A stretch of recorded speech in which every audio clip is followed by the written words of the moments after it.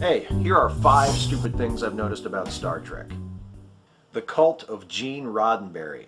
He was a shitty writer who had one good idea, and he got better writers and likable actors to bring it to life.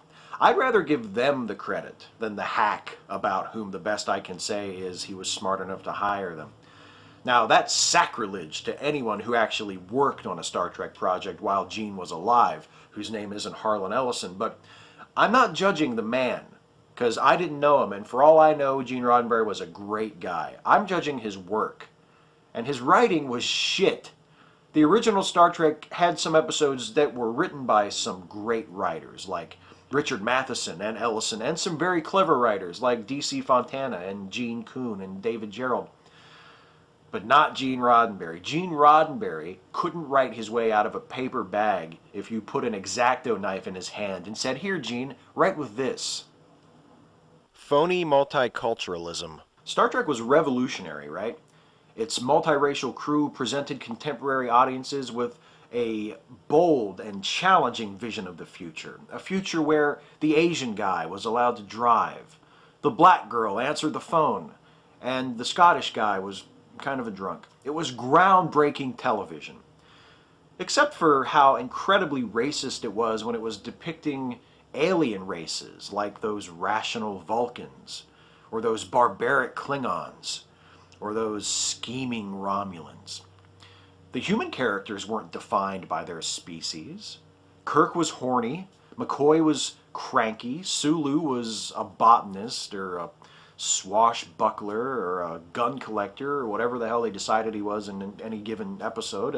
Uhura was a girl and Chekhov was developmentally disabled. Now, why couldn't they have colored the aliens in such subtle tones? Counselor Troi. Sure, she has a devoted following among the Trekkies because she always wore those uniforms that left her titties hanging out, which distracted them from the fact that she was the shittiest character in the whole history of ever. Counselor Troi was really the worst kind of character that there is. A stupid person who isn't supposed to be stupid. Every other character on Star Trek The Next Generation defers to her and asks her for advice, despite the fact that she demonstrates the intelligence and judgment of a dish of mashed cauliflower. The hate for Insurrection. I don't care what anyone says, including the people who were in it. This movie is not that bad.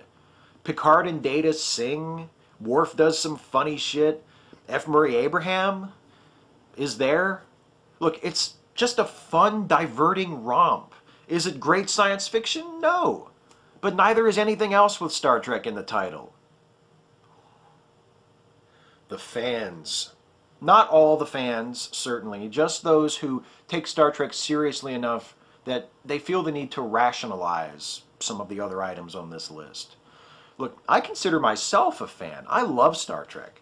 But I take it for what it is, a silly space adventure with occasional moments of insight and pathos. And the writers and directors responsible for the best of Star Trek, Nick Meyer, Harve Bennett, and yes, J.J. Abrams, are the ones who have understood that and haven't treated the material as irreverently as its most fervent fans do.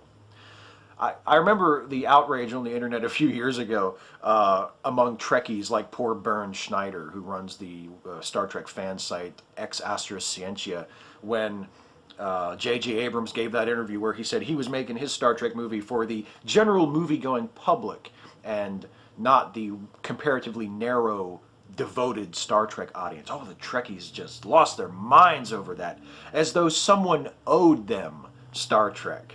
A few weeks ago, a buddy of mine came up with what I think is the best advice I've ever heard for making a good contribution to a long-running franchise like Star Trek. He said, respect the characters, ignore the fans.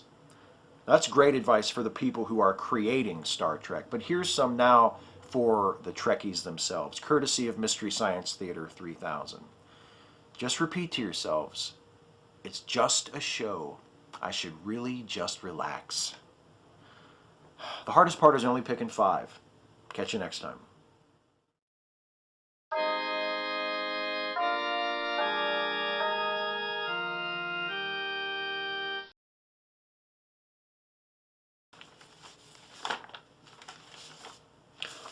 By the way, I'm going to be doing these more regularly from now on, these 5 Stupid Things specials about more general topics like Star Trek or football or baseball. So if you guys watching have any suggestions for what might be a good topic for a 5 Stupid Things special, it could be anything. It could be a movie, it could be something in pop culture, a person, whatever, a genre.